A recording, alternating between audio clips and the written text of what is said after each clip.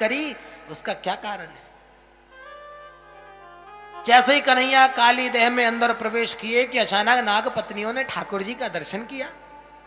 जो ही ठाकुर जी का दर्शन किया तो सारी नाग पत्नियां बोली, देखो तो सही कितना सुंदर बालक है, छोटा सा है, कितने सुंदर इसका स्वरूप है, मोर पंख धारण किया, हाथ में वंशी है। पर भैया इस जमुना औरत का तो कोई जल पी ले तो मर जाता है, पर ये बालक के ऊपर भगवान की बड़ी कृपा है, जो जमुना के जल में, विषाक्त जल में अंदर बैठा है, पर अभी तक इसे कुछ हुआ नहीं। इतना सुंदर बालक है, चलो इसे समझाती है। नाग पत्नियां आकर के समझाने लगी, देखो बालक, तुम अभी छोटे हो, हमारे स्वामी जी बड़े खतरनाक है, तुम लौट जाओ, यदि हमारे स्वामी जी जाग गए तो तुम्हें खा जाएंगे। जो ये बात कही तो ठाकुर जी बोले, अच्छा तो तुम अपने स्वामी से हमें डर पावो, जगाए दे अपने स्वामी, हम तेरे स्वामी से ही मिलवे आए। नाग पत्नियां बोली, है तो नेक्सो छोरा और बात बड़ी बड़ी करे, अरे हम तो समझा रही है ना, हमारे स्वामी जी जाग गए तो तुझे जिंदा नहीं छोड़ेंगे, तू लौट जा। भगवान बोले, तुम मुझे अपने स्वामी से डर पावो ना, जगाए दो अपने स्वामी, देखे तुम्हारे स्वामी कहा करे हमारो। नाग पत्नियां समझ गई, लाला ज्यादा ही बोल रहे है, मानने वालों ना है। जोर जोर से जो बोला तो सोया हुआ अचानक काली नाग जग पड़ा। जो ही जागा ठाकुर जी दौड़ के गए, तुरंत कहा, हो तो तुम ही काली नाग हो? बोले, हाँ हम ही काली नाग हैं। भगवान कहते, तुमने हमारे जमुना घृत को विषाक्त किया, इसलिए इस जमुना जल को छोड़ करके चले जाओ, इसी में तुम्हारी भलाई है, नहीं तो हम तुम्हें जिंदा नहीं छोड़ेंगे। काली नाग बोला, हे छोटे से बालक, इतना सा बालक होकर के इतनी बड़ी बड़ी बातें कर रहा है, यदि एक बार फुसकार मार दिया तो तेरे यही प्राण निकल जाएंगे, भला इसी में है कि तू लौट जा। भगवान बोले, तुम्हें जो करना है कर लो, पर हमारी जमुना को तुमने विषाक्त किया है, इसलिए इसे छोड़ करके चले जाओ, नहीं तो तुम बचोगे नहीं। जब बार बार ठाकुर जी ने दुराग्रह किया तो अपने 100 फनों से ठाकुर जी के ऊपर फुसकार मारना इसने प्रारंभ किया। जो ही फुसकार मारा महाराज, तो ठाकुर जी समझ गए कि ऐसे मानने वाला नहीं। इसने महाराज अपने शरीर से, अपने अंग से ठाकुर जी को धीरे धीरे लपेटना प्रारंभ कर दिया। सर्प का एक नाम है भोगी, सर्प है भोगी और मेरे गोविंद है योगी। अरे कोई भोगी यदि योगी को लपेटे तो क्या उसके बंधन में कोई बंध सकता है? जो ही बांधना प्रारंभ किया कि ठाकुर जी ने धीरे धीरे अपने शरीर को बढ़ाना प्रारंभ किया। जैसे शरीर को बढ़ाना प्रारंभ किया, बढ़ाते बढ़ाते अचानक काली नाग की अचानक सारी नस नाड़ियां खिसकने लगी। अब तो ठाकुर जी ने जैसे ही इसके बंधन को छोड़ा, बंधन को छोड़ करके इसके फनों पर खड़े हो गए। जैसे ही फनों पर खड़े हुए महाराज, तो एक फन पर खड़े हुए तो दूसरे फन से फुफकार मारे, दूसरे फन पे खड़े हुए तो तीसरे फन से फुफकार मारे। 100 फन का था। ठाकुर जी समझ गए ऐसे मानने वाला नहीं, तो ठाकुर जी ने इसी के फनों के ऊपर तांडव नृत्य करना प्रारंभ किया। एक फन उठाए तो उस फन पर हम पैर मारे, उस पैर पे मारे तो इधर पैर मार दे। जैसे ही तांडव नृत्य करना प्रारंभ किया, आकाश में बैठे देवता बोल रहे हैं, वाह प्रभु, रस्सियों पर कलाबाजी दिखाते बड़े बड़े नट देखे, पर आप जैसा नटवर आज तक नहीं देखा। अरे रस्सियों पर कलाबाजी दिखाते तो अच्छों का बैलेंस बिगड़ जाता है, पर आप तो जल वाले सर पर बैठे हो और आपके पैर भी ना फिसल रहे। भगवान भोलेनाथ ने आकाश मार्ग में बैठे बैठे देखा, ओहो, मेरा नृत्य, तांडव नृत्य भगवान मेरे गोविंद कर रहे हैं। प्रभु के साथ भगवान भोलेनाथ भी तांडव नृत्य करने लगे। आकाश मार्ग से देवता लोग पुष्पों की वर्षा कर रहे हैं, और जैसे जैसे शेषनाग धन मारता वैसे वैसे ठाकुर जी नृत्य कर रहे हैं। संत महात्मा भगवान की गुणानुवाद गा रहे हैं, और उन्हीं की स्वर बिंदुओं पे ठाकुर जी ताता थैया करके नृत्य कर रहे हैं। सूरदास बाबा वर्णन करते हैं, तांडव गति मुंडन पर नाचत गिरधारी, बम बम बम पग पटकत भम भम भम खनन पर, बिम बिम बिम बिनति करत नाग वधूहारी। तांडव गति मुंडन पर नाचत गिरधारी, तांडव गति मुंडन पर नाचत गिरधारी। विद्याधर नंदन देव सकल गंगम गंग निग धर्म नाचत रे नारी। तांडव गति मुंडन पर नाचत गिरधारी, तांडव गति मुंडन पर नाचत गिरधारी। सूरदास प्रभु की बानी किन किन किन हूँ न जानी, चन चन चन चन पर अवय अवय ओ काली। तांडव गति मुंडन पर नाचत गिरधारी तांडव गति मुंडन पे नाचत गिरधारी नाचत गिरधारी नाचत गिरधारी नाचत गिरधारी। जैसे जैसे ठाकुर जी नृत्य करते वैसे वैसे सारे देवता भगवान की स्तुति कर रहे। भगवान भोलेनाथ कहते हैं वाह प्रभु, आपने मेरा तांडव नृत्य आज स्वयं किया। महाराज जो ही थिरक थिरक करके ताता थैया करके ठाकुर जी ने नृत्य करना प्रारंभ किया शेषनाग के ऊपर, कालीनाग के ऊपर, कि नृत्य करते करते अचानक शेषनाग के अंदर से निकला रक्त। जो ही निकला रक्त तो ठाकुर जी के चरणों में हो गया और जगत से हो गया विरक्त। प्रेम से कहो श्री राधे। श्री राधे। नृत्य करके जो ही ताता थैया करके राचना प्रारंभ किया कि रक्त रंजित काली नाग, नाग पत्नियों ने तो ठाकुर जी की स्तुति करना प्रारंभ कर दिया। नाग पत्नियां कहती है प्रभु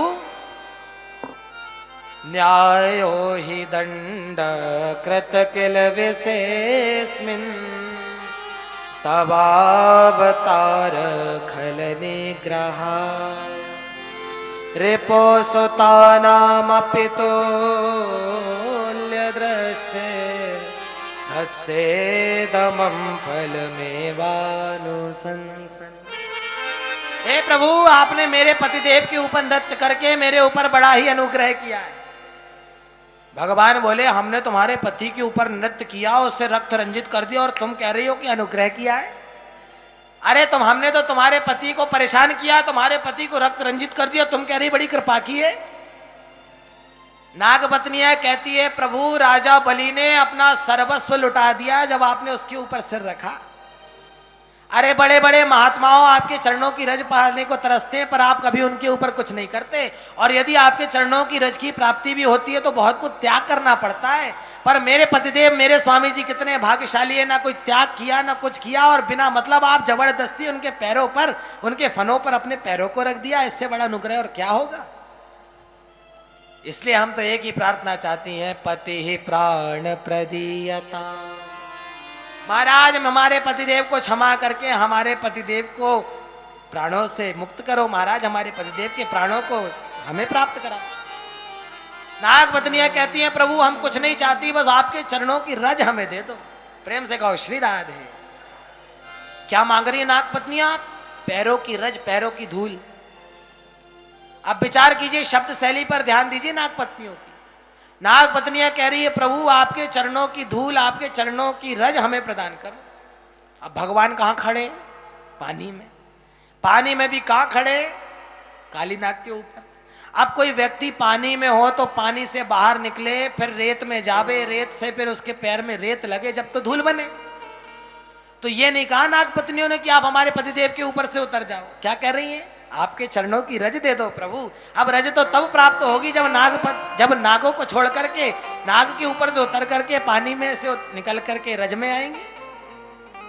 नाग पत्नियां कहती है प्रभु हमारे पतिदेव को माफ कर दो, आप तो संसार के निहत्ताओं में कुछ नहीं चाहिए, न नाक पृष्ठम न चपारमेष्ठम न सार्वभौमम न रसादिपद्यम, हमें कुछ भी नहीं चाहिए प्रभु, बस आपकी कृपा बनी रहे। हमारे पतिदेव को क्षमा कर दो, अज्ञानी है। पत्नियां तो प्रार्थना कर रही हैं और शेषनाग फिर से अपने फनों को निकाल करके भगवान के ऊपर दौड़ रहा है। भगवान कहते हैं तुम तो क्षमा मांग रही हो और तुम्हारे पतिदेव की अकड़ अभी भी खत्म नहीं हुई है। नाग पत्नियां धीरे से बोली क्षमा मांग लो, अभी खून ही निकाला है, खत्म कर देंगे जब समझोगे क्या। बोलो राधे राधे। काली नाग गुर्राता हुआ बोला मैंने गलती ही क्या की है जो मैं इनसे क्षमा मांगूंगा, मेरी कोई गलती हो तो मैंने इससे क्षमा मांगू। भगवान कहते अच्छा हमारी जमुना घृत को तुमने विषाक्त किया, हमारी जमुना को तुमने खराब किया और ऊपर से कह रहे हो हमारी गलती क्या है। काली नाग कहता है अच्छा प्रभु मेरे केवल एक शब्द का जवाब दे दो तो मैं अपनी गलती को मान जाऊंगा। अच्छा भगवान से बहस कर रहा है। भगवान से बहस करने वाले तीन, काली, बाली और बलि। बलि की कथा कल आपने सुनी, बाली वही जो राम कथा में है और तीसरा ये काली। इन्होंने तीनों ने भगवान से बड़ी बहस की। काली बोला महाराज मेरी गलती क्या जो मैंने आपसे क्षमा मांगू, मेरे एक प्रश्न का उत्तर दो मैं आपसे क्षमा मांग लूंगा, अपनी गलती को स्वीकार करता हूं। अच्छा बोले काली नाग बोलो। बोले महाराज ये बताइए संसार को किसने बनाया। भगवान बोले हमने। अच्छा महाराज, तो संसार में जितने प्राणी चराचर जीव दिख रहे उन्हें किसने बनाया? भगवान बोले हमने। अच्छा तो महाराज जीवों में जो सर्प हैं उन्हें किसने बनाया? भगवान बोले वो भी हमने। अच्छा तो सर्प को क्रोधी स्वभाव का किसने बनाया? भगवान बोले वो भी हमने। अच्छा तो सर्पों के मुख में जहर किसने भरा? भगवान बोले वो भी हमने। कालीनाग बोला तो हो गया फैसला, तन मन धन सुख संपत्ति सब कुछ है तेरा, हमें सब कुछ है तेरा, तेरा तुझको अर्पण, प्रभु का प्रभु को समर्पण, क्या लागे मेरा। ओम जय जगदीश हरे। कालीनाग कहता है प्रभु हम आपने हमको जो वस्तु दी वही हम आपको दे रहे हैं। आप यदि हम सर्पों के अंदर अमृत भर देते तो हम जगत को अमृत देते। आप यदि हमें सुंदर स्वभाव का बनाते तो हम सबको अपना स्वभाव सुंदर देते। अब आपने खुद ही ने हमारे अंदर जहर भर दिया और फिर कहते हो जहर क्यों फैलाते हो? अरे आपने हमें इतना खराब बना दिया कि कोई देखता है तो सीसी में बंद कर लेता है तो मार डालता है। अरे आप यदि हमें सुंदर बनाते तो हमें वैसे ही हम कार्य करते। जो ये बात कही तो भगवान की तो मुंह ही बंद हो गया। भगवान विचार करने लगे ये कालीनाग तो बड़ा पढ़ा लिखा निकला भैया, हम तो सोच रहे थे ये ऐसे ही है, पर बात तो सही कह रहा। हमने इसे क्रोधी स्वभाव दिया, हमने इसे जहर दिया तो ये वही देगा। भगवान कहते हैं कालीनाग तुम बिल्कुल सही कह रहे हो, पर तुम्हारे रहने के लिए हमने एक स्थान भी बनाया है रमणक द्वीप, तुम वहां जाकर के क्यों नहीं रहते? कालीनाग बोला महाराज मैं वहीं रहता था, पर आपके गरुड़ मुझे खा ना जाए, उस गरुड़ के कारण डर के मारे मैं यहां आकर के रहने लगा। जो ये बात कही भगवान कहते हैं अब तुम रमणक द्वीप जा सकते हो, कोई चिंता की बात नहीं। कैसे महाराज? बोले इसलिए क्योंकि हमारे चरणों की सील तुम्हारे ऊपर लग गई है। अब जब गरुड़ के पास तुम जाओगे और गरुड़ हमारे चरणों का चिन्ह तुम्हारे फन पर देखेगा तो वो तुम्हें प्रणाम करेगा, ना कि तुम्हें मारेगा। कुत्ते दो प्रकार के होते हैं, एक पालतू दूसरा फालतू। जो फालतू कुत्ता होता है वो तो जहां जाता है वहीं पत्थर खाता है, पर जो पालतू कुत्ता होता है उसकी हर जगह पूंछ होती है। फालतू कुत्ता तो ऐसे ही होता है, पर पालतू कुत्ते गले में एक बेल्ट लगा होता है मालिक का, जिससे पता लग जाता है ये पालतू कुत्ता है। अब कोई कुत्ता घूम रहा हो यहाँ कथा पंडाल में और कोई उसे मारे तो बोले भैया मारो मत, तो पल जी का कुत्ता है, बोलो राधे राधे। तो जो मालिक की जिस पर छाप लगी होगी, मालिक का नाम होगा, तो उस कुत्ते का भी सम्मान होगा, ना कि अपमान। इसी प्रकार मेरी चरणों की चिन्ह तुम्हारे ऊपर लग गए, इसलिए अब तुम फालतू नहीं, अब मेरे पालतू हो गए हो। अरे भैया पुलिस वाला यदि ड्रेस में हो तो पुलिस वाला माना जाए, और जब पुलिस वाला ड्रेस ही में नहीं तो उसका कोई सम्मान नहीं होगा। पर पुलिस वाला वर्दी में खड़ा हो, टोपी लगाकर खड़ा हो, हाथ में डंडा हो, तो लोग कहेंगे पुलिस वाला है। तो जब तक किस हर विभाग की एक पोशाक होती है, एक पहचान होती है जिससे उसका सम्मान होता है। गले में रुद्राक्ष की माला हो, मस्तिष्क पर त्रिपुंड हो तो समझ में आ जाएगा शैव भक्त है। पूर्व त्रिपुंड धारण किया हो, गले में तुलसी की माला हो, कंठी हो तो समझ में आ जाएगा वैष्णव भक्त है। इसी प्रकार जब तक किसी विभाग की हमारे ऊपर चिन्ह ना लगाओ तब तक कैसे बात बनेगी? और उसके बाद भी यदि उस विभाग के बाद भी यदि उस ड्रेस के बाद भी यदि हमारा सम्मान नहीं होता तो सारे विभाग का नाम बदनाम होता। अब मान लो कोई पुलिस वाले को मार दे तो कोई ये थोड़ी कहता है कि फलाने को मार दिया, क्या कहते हैं पुलिस वाले को खूब पड़ी, पुलिस वाले को खूब मारा, तो नाम तो बदनाम विभाग का होता है। इसी प्रकार भगवान कहते हैं कि मेरे चरणों का चिन्ह तुम्हारे ऊपर लग गया है कालीनाग, इसलिए अब तुम्हें देख करके गरुड़ प्रसन्न होकर के तुम्हारी को प्रणाम करेगा, ना कि तुम्हें मारेगा। भगवान ने कालीनाग को आश्वासन देते हुए बाहर निकले। मैया अचानक जगी, मैया ने देखा कालीनाग के ऊपर मेरो कन्हैया खेल रहे हैं, तो मैया बोली अरे कन्हैया जल्दी से कालीनाग के ऊपर से आ जा, वो तुझे खा जाएगा। कन्हैया बोले मैया तू नेको चिंता मत कर, जो नाग मेरो पक्को मित्र बन गयो है, कछु ना करेगो मोए। भगवान कालीनाग के ऊपर से निकले, कालीनाग अपने धाम को गया। भगवान एक रात्रि वहीं विश्राम किए। रात्रि में भगवान ने दावाग्नि का पान किया, सारे जंगल में आग लग गई। दावाग्नि का पान करके सारे वृक्षों को शुद्ध करके भगवान और अपने पावन घर को आए। ऐसे कालीनाग का भगवान ने उद्धार किया। बोले काली मर्दन भगवान की जय हो। और धीरे बोला करो ना, बाहर रोड में लोग जा रहे हैं, उनको पता लग जाएगा भागवत हो रही है, कोई सुनने वाला होगा तो वो कहेगा हम भी सुनाते, वो भी ना आ पाए। बोल काली मर्दन भगवान की। पीछे वालों ने तो अभी भी नहीं बोला। ये तो सोचते हैं कि भैया हम पीछे बैठे तो हमें महाराज जी देख ही नहीं पाते। मेरी दृष्टि सबकी ओर होती है। भैया मैं चौकी पर बैठा हूं, इसका मतलब ये नहीं कि मैं बहुत बड़ा हो गया। जो चौकी पर बैठे वो चौकीदार, और जो जमीन पर बैठे वो जमींदार। तो चौकीदार बड़ा होता है कि जमींदार बड़ा होता है? चौकीदार का तो एक ही काम है, जागते रहो। मैं तो यही देखता रहता हूं कि कौन क्या कर रहा है, चौकीदारी करता हूं जमींदारों को देखने। प्रेम से कहो श्री राधे राधे। ऐसे कालीनाग का भगवान ने उद्धार किया। एक दिन भगवान गैया चरा के आए, बड़े आनंद से प्रसन्न होते हुए सुबह सुबह उठे, और जैसे ही उठे तो भगवान को बड़ी सुंदर सुंदर पकवानों की सुगंध आने लगी। जैसे ही भगवानों को पकवानों की सुगंध आई, भगवान प्रसन्न हो गए, दौड़े दौड़े मैया के पास गए। मैया मैया सुबह से देख रहा हूं तू बड़े सुंदर सुंदर पकवान बना रही है, लाला मैं भी खाऊंगा। कन्हैया चाखवे लगे तो मैया बोली लाला जय जय है जाएगी तब पापी को मिलेगो, चल थोड़ी देर और खेल। कन्हैया बोले मैया ये जय जय कौन सी बलाए है? मैया बोली मोते मत पूछ, अपने बाबा से जाके पूछ तू। कन्हैया दौड़े दौड़े आए बाबा के पास। बाबा बाबा आज हमारे यहाँ कोकी जय जय होएगी। बाबा बोले कन्हैया कथ्यता में पिता कोयम संभ्रवो वा उपागतः किम फलम कस्य चोदेश केन वा साध्यते मखा। बाबा बाबा हमारे यहाँ किसकी जय जय होएगी? नंद बाबा बोले लाला हम प्रत्येक दीपावली के बाद इंद्र देवता की पूजा क्यों करें? अच्छा बाबा इंद्रदेव की पूजा करने से का होवे? बोले लाला हम इंद्र देवता की पूजा करें तो इंद्र प्रसन्न होकर के पानी बरसावे। जब इंद्र प्रसन्न होकर के पानी बरसावे तो हम सबको अच्छी हमारी खेती होवे, अच्छी घास फूस होवे। जब अच्छी घास होवे तो बढ़िया हरी हरियाली घास को खा करके गैया प्रसन्न होकर के अच्छो दूध देवे। परजन्यो भगवान इंद्रो मेघातस्यात्ममूर्तयः ते विवर्षन्ति भूतानां प्रीडनं जीवनं पयः। इसलिए लाला प्रत्येक दीपावली के बाद हम इंद्र देवता की पूजा क्यों करें? इंद्र पानी बरसावे तो हमारो कल्याण होवे। कन्हैया बोले बाबा एक बात बताओ, यदि इंद्र खेतन में पानी बरसावे तो एक काम करें, आधे लोग पूजा करें और आधे ना करें, तो क्या इंद्र आधे के खेतन में पानी बरसावेगो?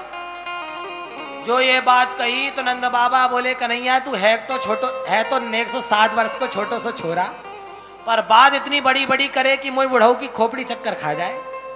तू साफ साफ बता तू कहनो का चाहे? कन्हैया बोले बाबा मैंने बड़े बड़े महात्मन को संग कियो है, बड़े बड़े महात्मा एक ही बात कहवे। का कहवे लाला? कन्हैया कहते हैं कर्मणा जायते जंतु कर्मणैव विलीयते सुखम दुखम भयम क्षेमम कर्मणैवाभिपद्यते। बाबा जो जैसो कर्म करे वह कर्म के अनुसार परमात्मा व्यक्ति को फल देवे। परमात्मा को तुम भंडारी मान लो। अब भंडारी जी को तुम कहो कि भंडारी जी बढ़िया बढ़िया मालपुआ बनाओ। अब भंडारी जी को जो सामग्री तो दी ना है और कहो कि मालपुआ बनाओ, तो भंडारी जी कहां से बना देंगे? अरे जब सामग्री दोगे तब ना भंडारा बनाएंगे। इसी प्रकार जो व्यक्ति भगवान को जैसे कर्म समर्पित करता है, जैसे कर्म करता है, भगवान वैसे ही उसको फल देते हैं। काहु न को सुख दुख करदा सुख दुख करदा निज कृत कर्म भोग सब भ्राता निज कृत कर्म भोग सब भ्राता निज कृत कर्म भोग सब भ्राता निज कृत कर्म भोग सब भ्राता काहु न को सुख दुख करदा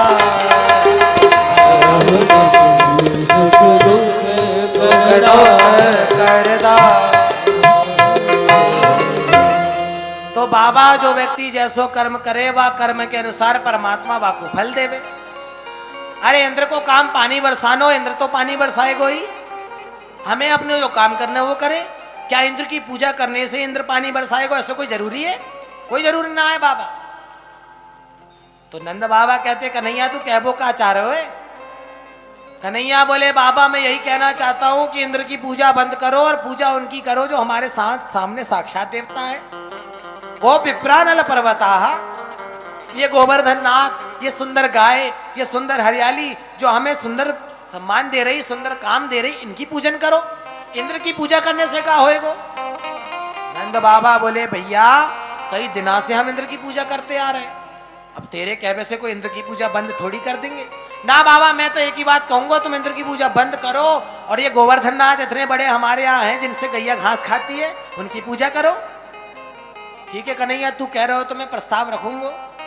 नंद बाबा कहते भैया यहाँ पर कन्हैया कह रहे हो कि बाकी पूजा करे।